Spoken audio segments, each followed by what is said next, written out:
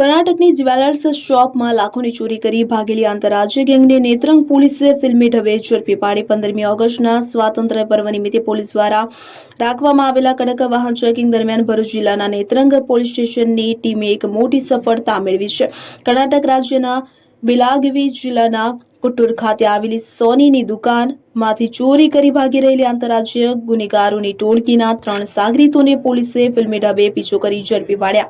કામગીરી દરમિયાન પોલીસે ચોરીના દાગીના, લક્ઝરી કાર અને મોબાઈલ મળી કુલ ₹9,72,000નો મુદ્દામાલ કબજે કર્યો છે. પ્રાપ્ત માહિતી અનુસાર નેત્રંગ પીઆઈ વીએસ વણજારા તેમની ટીમ સાથે ચેકપોસ્ટ ખાતે 15મી ઓગસ્ટના તહેવાર સંદર્ભે સઘન વાહન ચેકિંગ કરી રહ્યા હતા. દરમિયાન ડેડિયાપાડા તરફથી આવતી સફેદ કલરની કારના ચાલકે પોલીસ ચેકિંગ જોઈને કાર ભગાડવાનો પ્રયાસ કર્યો તો પોલીસે તરત જ કારનો પીછો કર્યો અને સામેથી આવતા અન્ય વાહનોની આડસ ઊભી કરી રસ્તો બ્લોક કરી દીધો તો રસ્તો બંધ થઈ જતા કારમાંથી 4 ઈસમો ઉતરીને અંધારા અને જંગલનો લાભ લઈ નાસી છૂટ્યા હતા. જ્યારે ડ્રાઈવર સીટ પર બેઠેલો એક ઈસમ સ્થળ પર જ પકડાઈ ગયો તો ભાગી ગયેલા 4 આરોપીઓને પકડવા માટે પોલીસે તાત્કાલિક અલગ અલગ ટીમો બનાવી થવા, મંડાળા, સેજપુર, ખર્ચીપાડા, ખાબજી અને ભરાડા જેવા આજુબાજુના ગામો તેમજ કરજણ નદીના પટ અને જંગલ વિસ્તારને કોર્ડન કર્યો હતો. ડ્રોન કેમેરા અને કોમ્બિંગ સર્ચ ઓપરેશનની મદદથી પોલીસે ભાગેલા પૈકી વધુ 2 આરોપીઓને શોધી કાઢ્યા હતા. પકડાયેલા ઇસમો પાસે વાહનના કાગળો,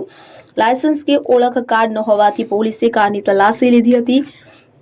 કારમાંથી 2 સ્કૂલ બેગ મળી આવ્યા હતા કે જેમાં ચાંદી અને ચાંદી જેવા દેખાતા વિવિધ દાગીના, મૂર્તિઓ, દીવાની થાંભલીઓ વગેરે ભરેલું હતું. કડક પૂછપરછ દરમિયાન આરોપીએ કબૂલાત કરી હતી કે તારીખ 13/8/2026ના રોજ રાત્રિના સમયે તેઓએ કર્ણાટક કુટ્ટૂર એટલે કે બેલાગાવી ખાતે આવેલી જ્વેલર શોપમાંથી આ ચોરી કરી હતી. પોલીસે ચાંદી જેવી ધાતુના ઘરેણા, મૂર્તિઓ અને પૂજા સામગ્રી કિંમત ₹4,37,000, એક કાર જેની કિંમત ₹5 લાખ, મોબાઈલ ફોન 4 કે જેની કિંમત 35,000, કુલ મળી ₹9,72,000નો મુદ્દામાલ કબજે કર્યો હતો કે જેમાં પકડાયેલા આરોપીઓમાં દિલીપસિંહ દેવીસિંહ રાવત રહેવાસી ભીલો કાબડિયા, જિલ્લો બ્યાવર, રાજસ્થાનનો રહેવાસી હોવાનું જાણવા મળ્યું છે. જ્યારે બીજો આરોપી નારસિંહ ઉર્ફે પવન જેન્તુસિંહ રાવત રહેવાસી હનુતિયા, જિલ્લો અજમેર, રાજસ્થાન. જ્યારે ત્રીજો આરોપી અર્જુનસિંહ શિવસિંહ રાઠોડ રહેવાસી ગાકડી, જિલ્લો મંદાસૌર, મધ્યપ્રદેશના તેમજ વોન્ટેડ આરોપીઓમાં લોકેશ બયલ અને રામસા ગુર્જરનો સમાવેશ થાય છે.